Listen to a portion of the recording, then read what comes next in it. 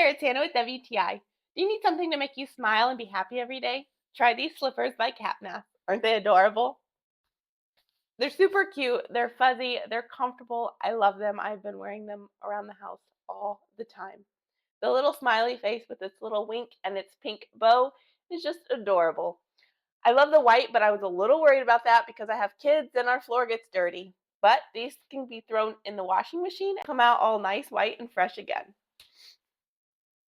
I usually wear size 7.5 in shoes, so I ordered the 7.5, 8, and they fit me perfectly.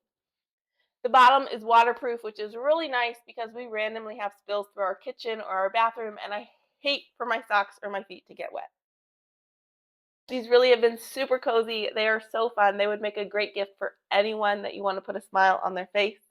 So if you are looking for a cute pair of slippers for you or someone you love, highly recommend these by Catnap. But that's just my point of view.